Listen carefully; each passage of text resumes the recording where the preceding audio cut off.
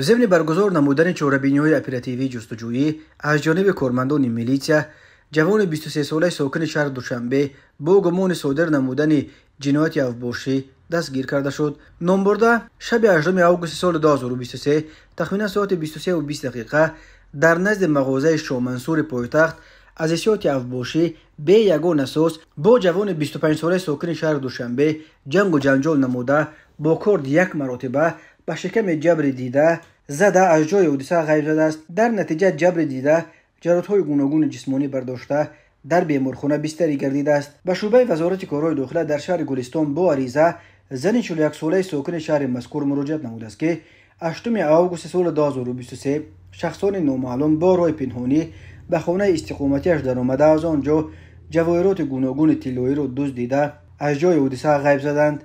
هنگام گذراندن چهاربینی‌های اپراتیوی جستجویی از جانب کارمندان میلیشیا، جوان 21 ساله ساکن همین شهر با گمان صادر نمودن جنایت دزدی دستگیر کرده شد. همین طریق پرونده جنایتی با ماده 244 قسم 1 کودکس جنایتی جمهوری تاجیکستان نسبت جوان 18 ساله ساکن شهر خوجند آغاز کرده شد که نامبرده 2 آگوست سال 2023 از مرکز دلخوشی یاسمن واقع در محله 31 شهر خوجند یک عدد تلفن موبیلی تمغه ردمی افترو که به مرد 35 ساله ساکن نویه مشچو تعلق دارد تصرف نموده از جای حادثه غیب زده است. ضرر رسانده شده 13000 سامانی را تشکیل می‌دهد. اوید بین حادثه و تحقیقات ادامه دارد.